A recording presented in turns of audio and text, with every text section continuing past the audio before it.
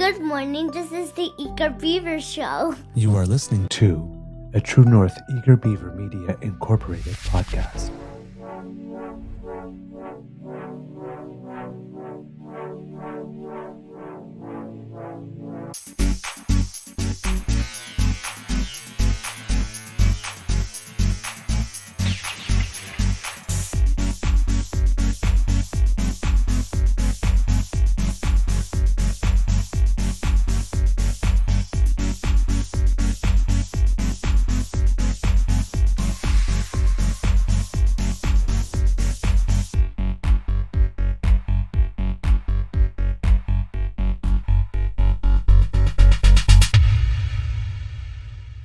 The True North Eager Beaver podcasts are proudly brought to you by our founding sponsors, the Misfit Mysteries from Corvid Moon Publishing, your source for science fiction, fantasy, and cozy mysteries featuring a broad diversity of characters, CanadianTarot.com, your uniquely Canadian online eclectic tarot community, and the Peppermaster, hot pepper sauces made from farm-fresh ingredients to thrill your taste buds and expand your mind.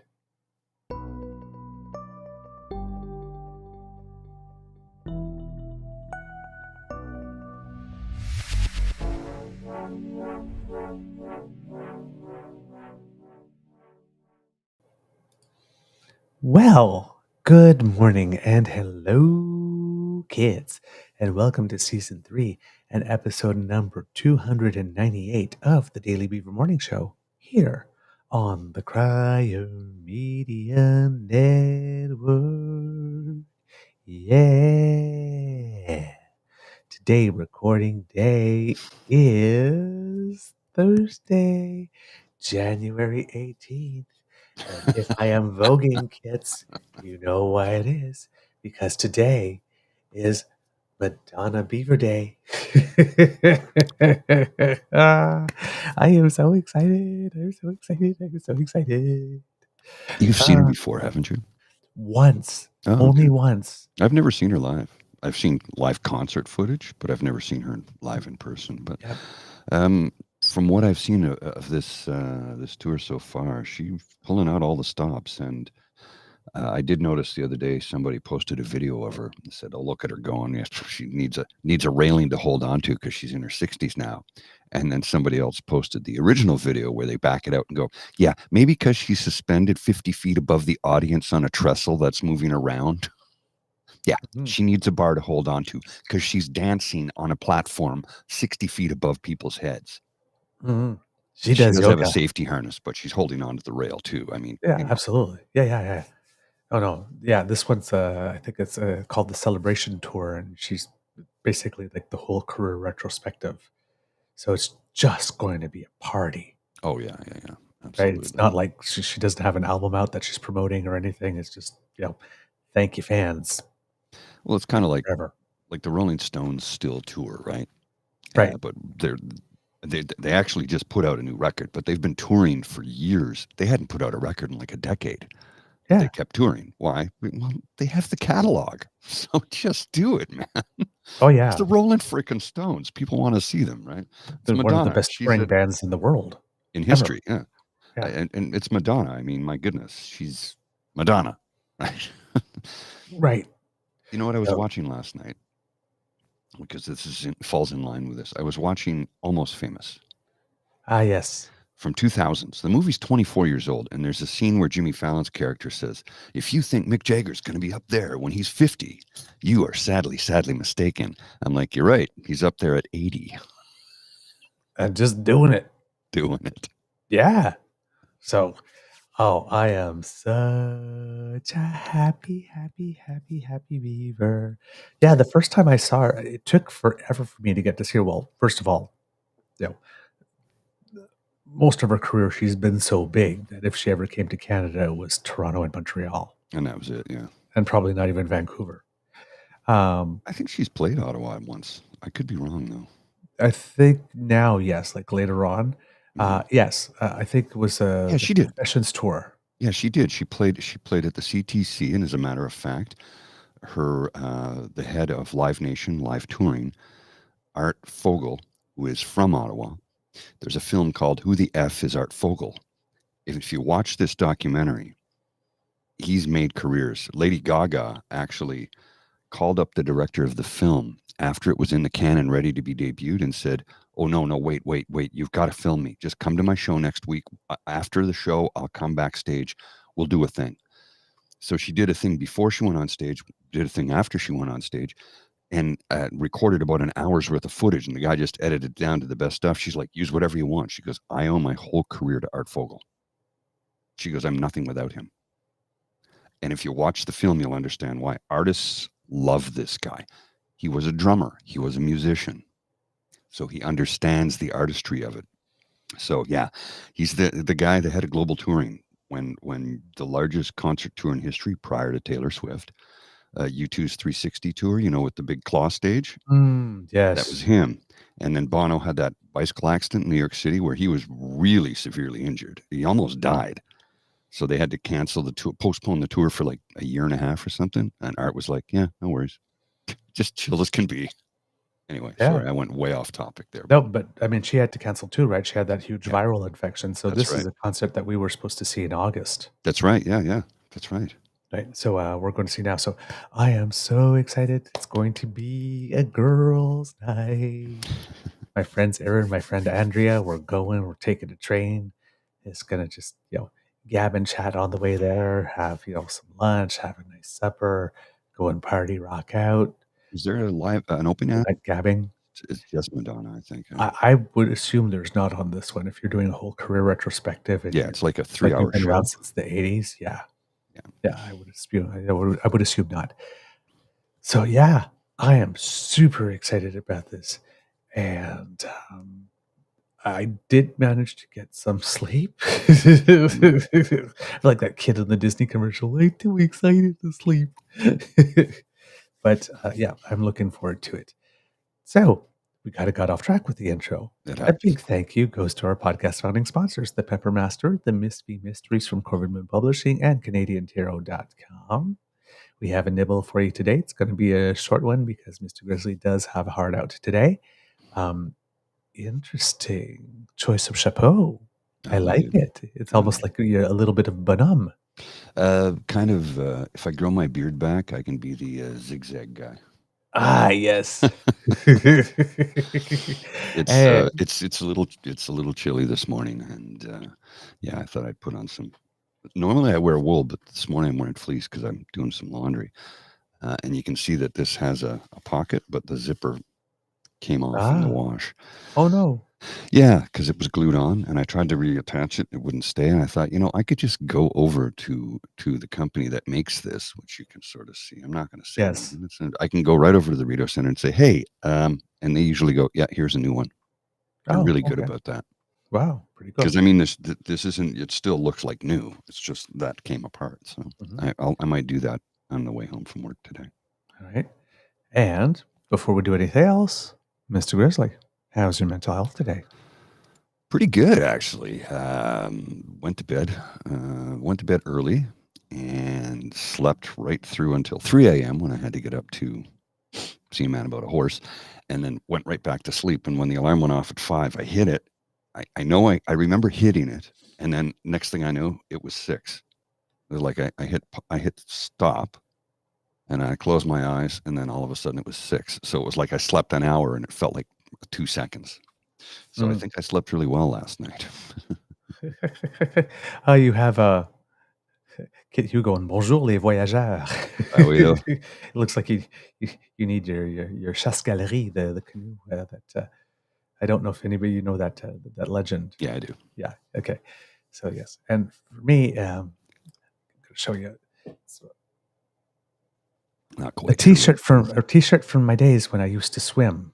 Because there's every 4 years, there's a competition called the Gay Games, which people used to call like the Gay Olympics until the IOC got a little upset and said, you can't say that anymore. So it's a big multi-sporting event. But for swimming in particular, there's a gay and lesbian world championships as well every year called IGLA, IGLA. And this was, I believe, 1996. Well, that's an old t-shirt. When I competed.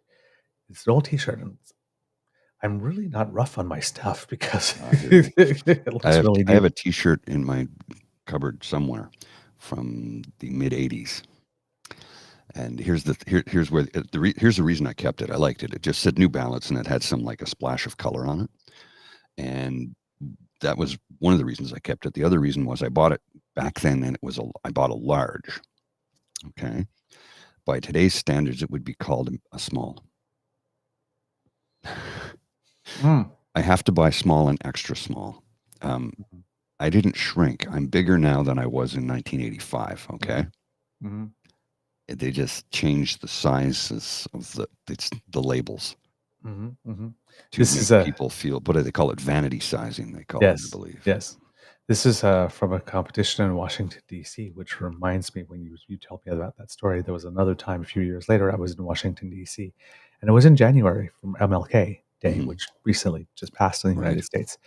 And for some reason, I went like a Canadian. I brought my whole my winter stuff, but it was like 15 degrees Celsius there. And all I had was like really heavy winter stuff. So I'm thinking like, I need some shorts. Yeah. Well, I'm not a very big guy. I literally went to every store I could find, and I couldn't find a pair of just black shorts in my size until I went into the kids section. And then my struggle was to try to find a pair of shorts that didn't have something like SpongeBob on them, because I was shopping in the kids section. Yeah, because it was the only thing that would fit you, right? The only thing that would fit me. Yeah, I know. It took me about like 5 hours to find a pair of shorts in 4 stores. my friend Vanessa, who was on the pubcast for a couple of minutes back in December when we were at the pump. The last one. She lives in Switzerland, and she lived in Geneva for many years. Now she lives in Zug, which is not far from Zurich. And I've gone to visit her many times, and we'd be out shopping, and she'd go to buy something. She'd come out and she goes, "Paul, this has gotten ridiculous." I go, "What?" Now she's tiny. She's 5 foot tall. She's like Bridget, very, very tiny. It's not a slight, okay? It's just an observation. And she has to buy size 0. She's like, "This is ridiculous. 0? Does that mean I don't exist? Like, what's next? Size -2? Like, come on. This is ridiculous." Size 0? What is that?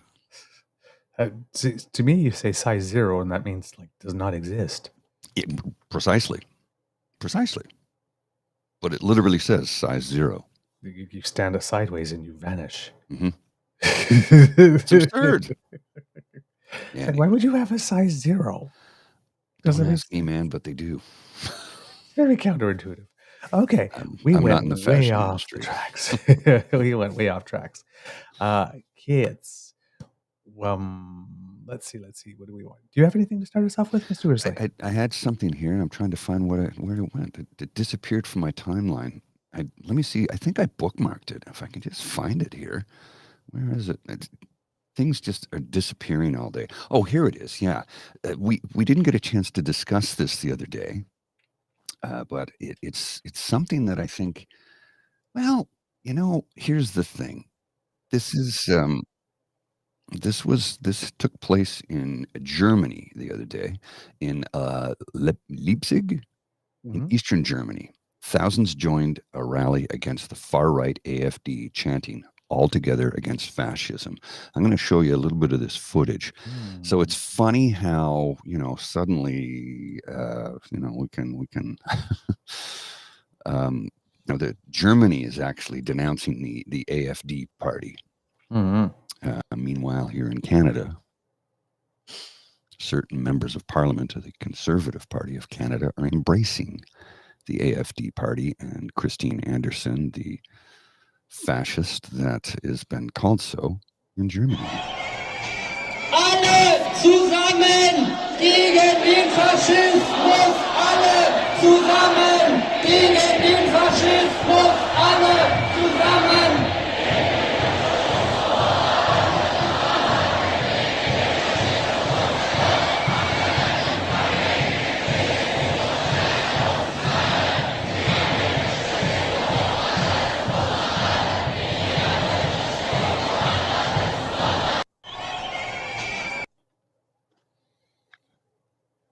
Wow. Yeah, it's over 30,000 people chanting against the far-right AFD, all together against fascism. Good. Yeah. Good. May that be the beginning of a trend. We need more of that. Oh, and some of the comments on this, don't even bother. I'm not reading any of them. They're just absurd. I'll read this one to you because this is Okay. funny. AFD is not far right. It's just right, unless you believe Trump is far right as well. He is. By every measurable metric, every Yeah. single possible measurable metric, Trump is far right. There was doubt about this? Well, it is a cult after all. Remember that. Yes. Yes, that's true. It is a cult. Yes. The people there, yes. Yeah. You're, I guess when you're a member of a cult, you're not supposed to notice that you're a member of a cult while That's you're right. in the cult. Now, I don't know. Otherwise, you probably wouldn't join. Yeah, exactly. I don't know if you saw the headline that I posted for this morning's show. There's a new series on Marvel. I watched it. It's only 5 episodes, so it's not super long. I watched it with Bridget, and I said, "You're gonna." I had watched it. I had watched the series one evening when I couldn't sleep, and then I told Bridget about it. I said, "You're really gonna like this." She goes, "Why?" I'm not really big into this Marvel stuff. And I go, "No, you'll love this one." She goes, "Why?" I said, "Well, it's the character starts out as a villain and becomes a good, has like a changeover eventually." I said the character is deaf, not hearing impaired, deaf, can't hear a thing, amputee, and indigenous. She goes, "What?" I go, "Yeah." I go, "Oh, this character's been around since 1999, and yeah, we'll just watch this." So here's the interesting part. If you've not seen this, it's really good. And people go, "Oh, it's just Marvel's being woke." Marvel's been woke since day one. Yeah. Day freaking one. Stan Lee was woke before woke was a part of the common I vernacular. mean, comic books in general were. I mean, if you saw the Woke. X-Men movie where they suddenly discover a cure for the mutism, it's like, hello? You think any gay person watched that movie and didn't think about themselves? Precisely. Because, and I'm not into the whole Marvel comic, Justice League, DC comic No. whole thing at all. Sci-fi, that's not my thing. I saw that movie and I'm watching that. It's like, is anybody watching the same movie I am? Mhm. Because Yeah. I am recognizing myself like, F you. Completely. Marvel has been woke AF since day one. So you got all these fanboys losing their minds. Marvel's gone woke ever since Stan Lee died. I'm like, are you kidding? Stan Lee was the guy to triumph this. Stan Lee was the guy who created, as a white Jewish man in New York City, boom. He was woke AF. Yeah. Always has been. Marvel always has been. It's like the people who go, Star Trek went woke with a new non-binary character. It's like, have you ever seen Star Trek? Mm-hmm. Got Tabby G going Scooby-Doo.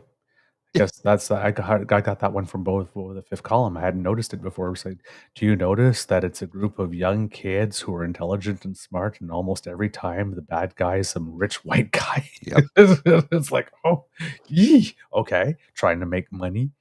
And then Kit Cassie goes, Graham Greene and Tantu Cardinal are in it. Yes. And Graham Greene is always excellent, as he always is. Always excellent. I mean, and I'm watching it with Bridget, and I start laughing at the scene I know is coming up, and she's like, "What?" And I go, "Just watch." And then, of course, she bursts out laughing.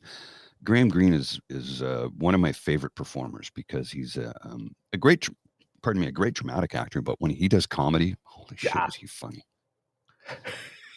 He really is. By the damn thing. You got to see it.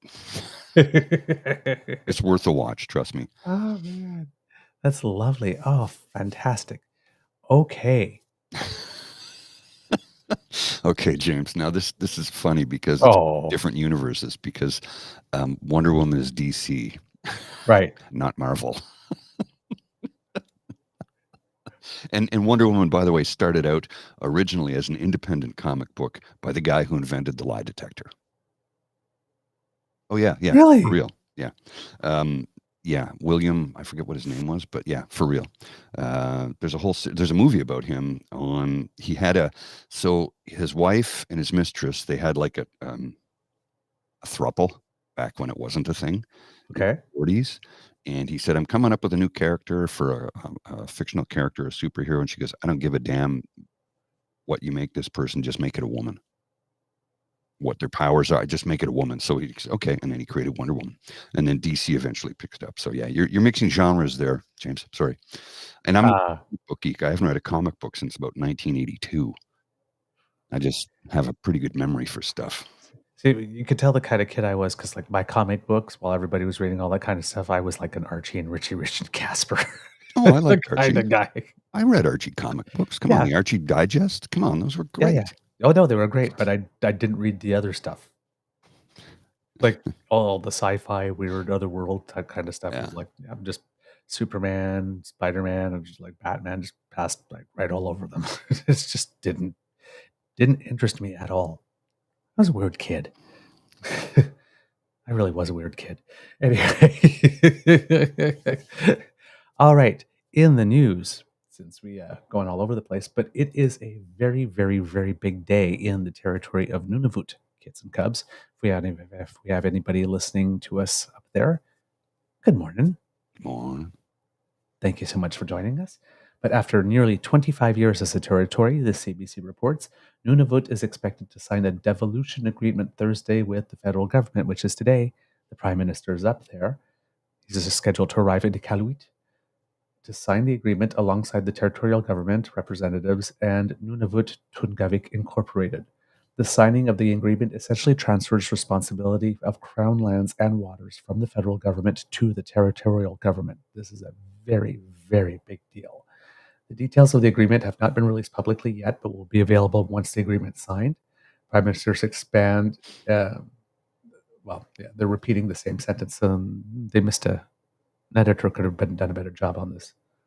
It literally says in the second paragraph, Prime Minister Justin Trudeau scheduled to arrive in Iqaluit Thursday to sign the agreement. The fourth paragraph, the Prime Minister is expected to land in Iqaluit Thursday afternoon and sign the agreement shortly after. Okay, so they had a bit of a... That's twice in 2 days now. Somebody didn't do their editing job, or they did it with... Because yesterday when I was reading the inflation stuff, it said gas prices are down, so inflation is up. What? Editors. Come on. Well, I think a lot of times they're using AI to edit stuff now because, if you can get somebody to do it that you don't pay. Yeah, indeed. So the devolution has been a long process. It takes a long, long time to negotiate. In the 1960s, Canada began transferring decision-making controls to the territories for areas of government such as healthcare and airports, and that's sort of what the difference between a province and a territory is in Canada. If you're looking it up, is that a lot of the responsibilities of the provinces are still being taken care of by the federal government, either because there's not enough people or not enough resources or not enough capacity yet for them to take it on for themselves. So this is a very, very, very big deal. The more devolution there happens to be, basically the closer a territory becomes becoming an actual province. Keep rolling. I really need another cup of coffee. I'll be right back. All right. In 2019, the governments of Canada and Nunavut, as well as Nunavut Tungavik Incorporated, signed an agreement in principle which set a deadline of 3 years to settle outstanding issues and 5 years to reach a final agreement. At that time, land and water management, including resource development, was one of the final areas of negotiation.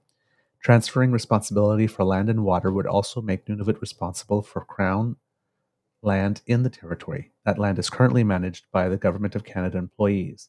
At the time of the agreement, in principle, it was expected that those employees would be given the option to follow their job to the Government of Nunavut or be transferred to another federal job. There are 5 phases to devolution, according to the Department of Crown Indigenous Relations and Northern Affairs. In 2008, the 3 parties agreed or signed a devolution negotiating protocol agreement, which outlined how the process would work. Then the second phase was Nunavut passed the next excuse me, I'm tripping over my tongue here.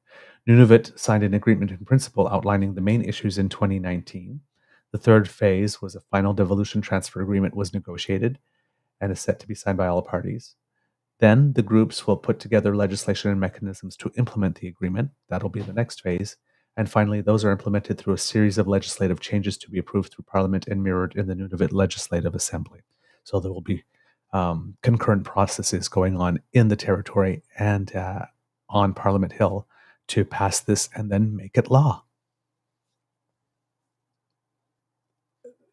This is a very significant day in the history of our country. And we may not think about it because, it's Nunavut and, it's small and X number of people and whatever, but this is actually a very, very significant day. If you're a political geek, if you're a history geek, 20, 30 years from now, people will look back on this day and we'll be celebrating this day. Cool. Or if not the day of the signature, the day that, finally everything passes and actually becomes law. Mm-hmm. Kit Dan, if PP becomes PM, I guess I'm on my way to Nunavut. Oh, man. So, yeah, congratulations. Congratulations. And may you keep providing peace, order, and good government. Because the land and the water, very, very, very important. Oh, yes.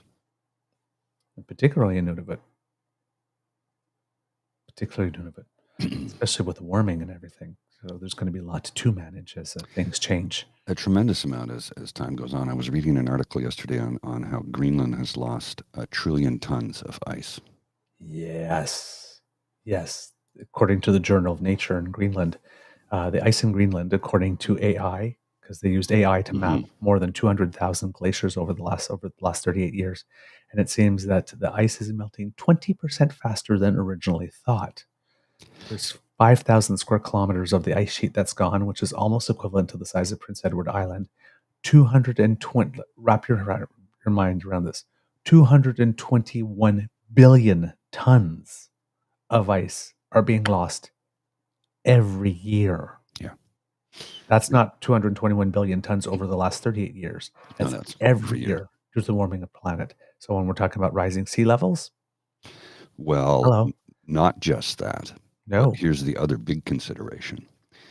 As the ice breaks off and floats into the Atlantic Ocean, as it slowly migrates south, as currents take it south, the Atlantic Ocean is now being flooded with fresh water, which desalinates the ocean to a certain degree and will change ocean currents and kill a lot of aquatic life.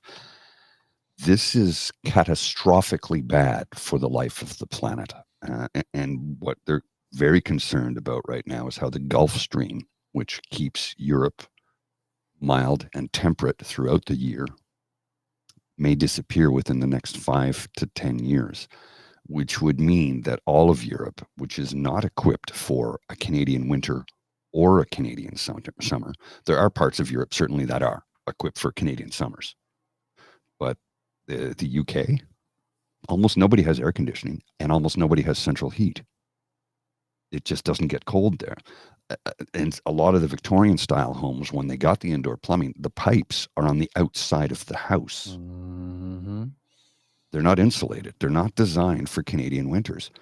Well, if in 10 years from now, London suddenly hits temperatures of -30 on a fairly regular basis, if they don't, Cassie's got it right here, London would be like Winnipeg. If they don't start insulating and providing, and we're talking trillions of dollars that's going to have to be spent to get Europe ready, because it is coming. It's coming because greedy oil barons, amongst others, have not changed their ways. Our planet is dying and we're killing it. It's as simple as that. And Greenland, the amount of ice that it's losing will have irreversible, catastrophic effects on the planet. This is a a trillion graph. tons of ice since 1985. A trillion. Yeah. This is a graph in The Guardian. The source is ubiquitous acceleration in Greenland ice sheet calving from 1985 to 2022, Green et al., the Journal of Nature 2024. And you can see there was a pace here, but look at the curve. It is really bending right here, starting around to around 2000. It's just been accelerating and picking up speed.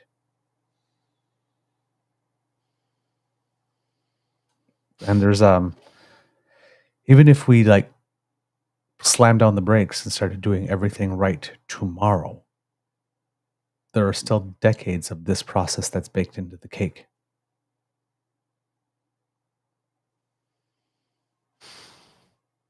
Like, we're not listening. Mother Nature sat us down for a talk many years ago, and we did not listen.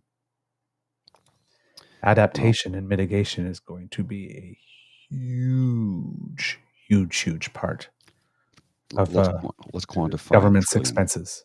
Let's quantify 1 trillion tons of ice.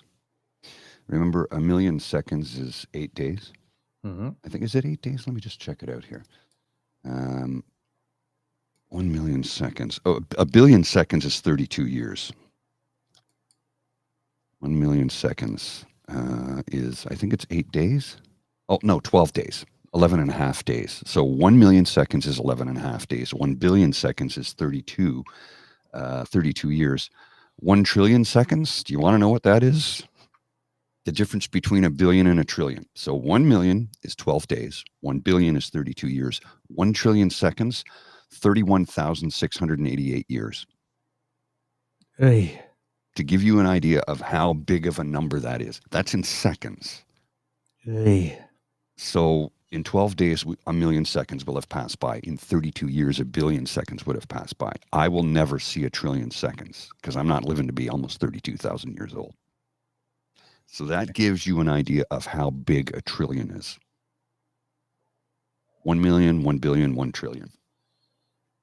Oh, my word. That's a catastrophic event. Catastrophic. And the number is staggering. Indeed. And Apple Computers is worth $1 trillion.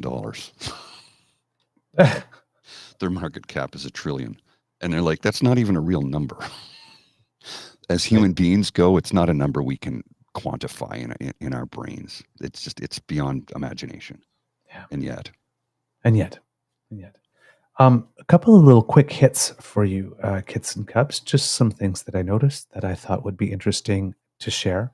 The first one is from an MP from BC named Talib Noor Mohammed from the Liberal Party. He's the MP for Vancouver Granville. And Mr. Grizzly, if you'll put the image up, you may have seen this on your feed, but this is from January 11th. He posted something that said that when things are hard, good people come together. I invited Muslim and Jewish faith leaders from Van Gran to meet PM Trudeau. They shared concerns and discussed the alarming rise in anti-Semitism and Islamophobia. Their message was clear. They'll always stand together to fight hate. This made me happy. Again, when you're talking about the year of the pushback, Mr. Grizzly. This is the year of the pushback. It really is. This made me happy because you've got a whole bunch of people, the Spencer Fernandos and the Lori Goldsteins and Viva Frey, like this, keep on telling everybody's an anti-Semite or everybody's pro-genocide. Mm-hmm. One or the other. Canada's an inherently anti-Semitic country. We're surrendering to the anti-Semites. No, we're not. Right? No, we're not. We're pushing back this year. Collectively, all of us, not just the two of us on your screen, all of us, everybody in the chat, everybody who is involved, like Laura Babcock, like Cranky Canuck, Creek Pete, Dean Blundell. We're pushing back because we're tired of this. We're tired of this hate. We're tired of the lies. We're tired of the gaslighting. We're not taking it anymore. We are pushing back as Canadian society, as members of the centrist and progressive society of Canada. We're done. We're not having this anymore. The liars need to be held responsible for the lies they tell. We're not taking it anymore. And this, if you put it up, Mr. Grizzly, this was the tweet I was looking for the other day from Spencer Fernando. This one that I said was absolutely horrible, where he had Jagmeet Singh and Prime Minister shaking hands, led by Justin Trudeau and Jagmeet Singh. Canadian authorities are surrendering to the anti-Semites. That's what Spencer Fernando, the leader, allegedly, of the Canadian Taxpayers Federation, using his own personal feed to spread crap like this. Right? Yeah. That picture we saw from that MP, Vancouver Grenville, we need much more of that, because that, kids and Cubs, is the true spirit of Canada. Not what these rage baiters for clicks and likes and donations are putting out. No, But what we're we saw pushing at that back. table, Jewish people and Muslim people sitting together, promoting peace and working together. Mhm. That is the spirit of Canada. That is the spirit of Canada. Don't let Period. anybody tell you different. No. That is the spirit of Canada, the dream of Canada, where we can all coexist, get along, do business with one another, hang out, go to barbecues together. Yep. That's what Canada is, a dream, the dream that Sure. we can all live in peace and harmony. And Yep. and people go, you can't do that. Actually, you can. Yeah, You just sharing in have each to other's want to. Yeah, sharing in each other's celebrations. You just have to want to. Open your heart and open your mind. Yeah, absolutely. And there was a great tweet underneath it from a person an account that goes by Orbis905. Meaningless. He meant libel, but it's written label here. I have learned these past 3 months that I am an anti-Semite because I have a problem with watching decomposing bodies of premature babies, church ladies being sniped at, and agreeing with every single humanitarian organization asking for it to stop. So be it. If that's what makes an anti-Semite today, then, right? It's like, words have meanings. Words have meanings. Not everybody's an anti-Semite. It's just not. There's a lot of good people in this country, and we are the silent majority. Yeah. The silent majority is tired of hearing the lies. We're pushing back. So yeah, please spread the love, spread the joy, share this with everybody. We're not going to take it anymore. Yeah. We are mad as hell, and we're not taking it anymore. Indeed. Then I saw this tweet, which is really interesting, because remember that video we showed you of Rebel in court under oath? We are not a news organization. News championing David, crisis actor Menzies. Well, this is the view from the other direction of when he was trying to accost Minister Freeland. Now you see the post. The First Lady walked to the right of the post. The police officer put himself beside the post on the inside, and David Menzies was walking fast, did not stop his momentum. He was trying to corner her. He was trying to direct her to that corner.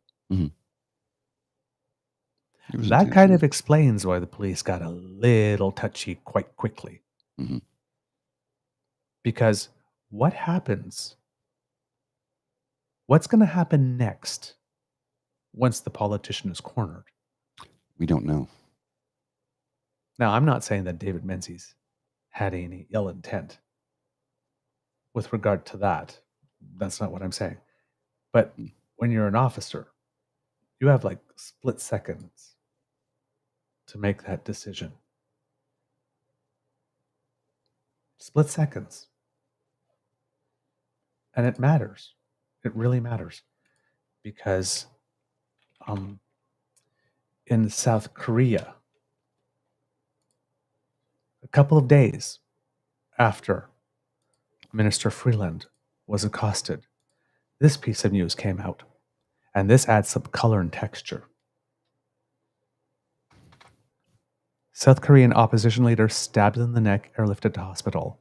Lee Jae-myung was attacked while speaking to reporters during a visit to the southern eastern port city of Busan. Let's not play the video. He was in a scrum with journalists, and somebody emerged from the scrum and stabbed him in the neck. Yeah, there was no scrum at this particular juncture, but RCMP officers, security detail can't be too careful. They don't know. But these are the things that happen. Well, and Menzies is an agent provocateur, so... Yes, and they keep on calling it like a scrum. A scrum. So I was scrumming with the... Like, you weren't scrumming. No. Scrumming is a pool of journalists together, and the scrum part of it is them going, Prime Minister, yelling against each other to try and be noticed. And the Prime Minister or the leader that they're scrumming points to them and go, you. There's a dynamic. There's a coming out of left or right, walking really fast and aggressively shoving a mic in someone's face while asking questions, insinuating that people are evil, by the way, when you're asking the questions, is not scrumming by any definition. Right, Kitlan M, a single person can't scrum. Exactly. Okay, we got to wrap up, sir. I just put 2 links in the chat. The second one didn't want to go there for some reason. Let's try that again. There we go. Put 2 links in the chat. Oh, maybe I did. There they are. One is a link to a story in the Ottawa Citizen about how hospitals in Ontario are now borrowing money from financial institutions to pay their bills because they've been allowed to run deficits because $2 billion has been cut from the healthcare budget by Doug Ford. The other is a paper that describes a million, trillion, billion, quadrillion, quintillion, sextillion, and notillion, on how big those numbers are. Wow. All right. Before we wrap up, got just a couple of quick pictures for you again. This one made me laugh because it was that feeling when BC Hydro trolls the UCP. Okay, let me just... BC Hydro put out a tweet on January 14th after the cold snap, or during the cold snap, that reads, "Extremely cold temperatures across British Columbia led to new peak hourly electricity demand record Friday night, 11,300 megawatts. Despite record-breaking demand, we are able to meet the needs of our customers and help out our neighbors." That's downtown Calgary there. I think they're showing. Oh, no, that's Vancouver. That's Granville, from Granville Island. Yeah. And not a lot of natural gas plants in BC. And when Scott Moe was crowing about having helped, well, turns out that Scott Moe kind of lied. Oh, Scott Moe lie? No, he wouldn't do that. He's such an honest, upstanding citizen. He would never kill a woman while drunk. Oh, wait, I'm sorry. Another little tweet. This is from Audric Moses, at Audric Moses. What Premier Scott Moe conveniently forgot to mention when trumpeting about sending coal and gas-fired electricity to Alberta and taking shots at Trudeau was that his own fossil fuel-heavy grid was bailed out by Manitoba Hydro. Saskatchewan's electrical system was also taxed to capacity. The province imported 292 megawatts of electricity from Manitoba, 139 more than it exported to Alberta. Quote, "So utilities across the continent, the world, they import and export power every single day," Sask Power spokesperson Scott McGregor told CTV News. "It's a pretty ordinary thing, business as usual. I mean, right now, you are seeing a bit more visibility on it while the situation is ongoing in Alberta." Premier Scott Moe tweeted about power export to Alberta over the weekend, saying the power would be coming from natural gas and coal-fired plants. Moe took the opportunity to criticize the federal government's environmental policies. But really, it was power from Manitoba, which passed through Saskatchewan. Saskatchewan took a bit of it for itself and then let the rest go by. And remember, folks, Manitoba's power, what is it? What did I say? 90? Is it 97? 96 or 97? 97%. Might be 92. It's over 90% of their power is hydro. They're the largest producer of hydroelectricity in the country. You know what that is, right? Clean electricity, and it's renewable. Again, more proof that they will say absolutely anything at any time and hope that nobody checks or notices. These are not good people. They lie. They just lie.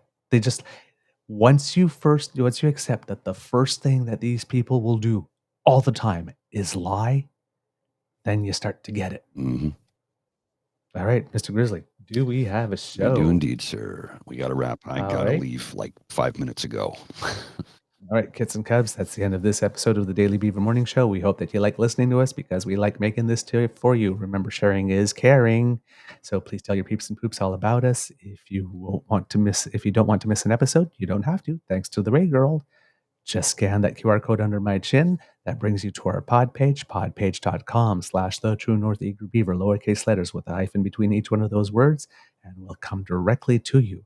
If you also want to support us in other ways, go to our YouTube site and make like Kate Elaine, like, share, subscribe, smash all those buttons. And if you'd like to encourage us to do more, the squiggly by Mr. Grizzly's head brings you to our coffee page. That's coffee, ko-fi.com/eagerbeaver, lowercase letters, all in one word. Please make a contribution to our emergency hydration fund. We appreciate it very, very, very much. Because democracy is something that you do. Get your shots, write those letters, and make a little contribution to the Red Cross if you can. Greatly appreciated. Mr. Grizzly, some words of wisdom, please. Yeah, get out, get involved, and recruit as many people as you can to our goal, our drive, our fact-first program that, look, it's self-serving, yes, but it's serving the public. Let people know that we collectively, progressives, centrist Canadians, are not standing for this garbage anymore. We're done. We're fed up. We're finished. Yep. 2024 is the pushback year. So push back. Share this with as many people as you can. Get people involved with civics. Get people involved so that they know you're being lied to. And the politicians that are lying to you are allowed to get away with it because nobody ever holds them to task. But we will, because we will expose their lies just as we did with Scott Moe moments ago. Yep. And your Queen Beaver and Dean and other people are working on something. So hold on tight, kids. We might have some announcements for you soon. Join us Saturday for our podcast. It's going to be a good one. Yes. And join us tomorrow. It's going to be a pre-record, but we have a very, very, very special interview. It's heavy. It's heavy. Bring some Kleenex. Lots of trigger warnings. Yes. We've pre-written the description. We've put them all out there for you. So, but a very important and necessary subject to talk about. And next Friday, should we announce it? Yes, let's do that. We've scored a big interview. Next Friday, the 26th, do join us because live. We said we just had our biggest interview with a politician. I think we got the next biggest now. But Senator Patrick Brazeau will be on our show. And his folks reached out to our folks. Yeah. Now you did invite him on the show some time ago, but they reached out to us and said, yeah, we're amenable to coming on. So yeah, next Friday morning, we will have Senator Patrick Brazeau, who I'm really looking forward to chatting with, because I've interacted with him on Twitter for a couple of years now. And he's completely turned his life around, and he'll be the first one to tell you that. And he's got a story. He's got a story to tell. He's a good man who has mended his ways. I don't know what the right term is there. You know what I mean? I don't want to be offensive to anybody, but he has changed his ways and he's living his best life. And he's a good man. He's a good man. Yep. So we're very excited about that. So do join us, kids and Kubs. All right, Mr. Grizzly, roll those credits, please. You are listening to a True North Eager Beaver Media Incorporated podcast. The True North Eager Beaver podcasts are proudly brought to you by our founding sponsors, the Misfit Mysteries from Corvid Moon Publishing, your source for science fiction, fantasy, and cozy mysteries featuring a broad diversity of characters, CanadianTarot.com, your uniquely Canadian online eclectic tarot community, and the Peppermaster, hot pepper sauces made from farm-fresh ingredients to thrill your taste buds and expand your mind. We are grateful to the Crier Media Network for its support, Pete Jarvis for our artwork, and Paul Joseph Something for our opening and closing sequence music.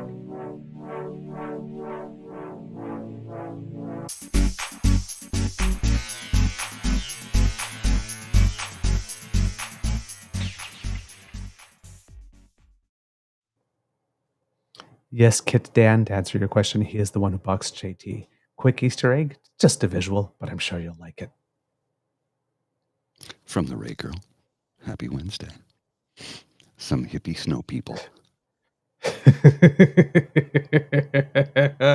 Snowflakes of the world unite. Push it back. All right. Push it back. See ya.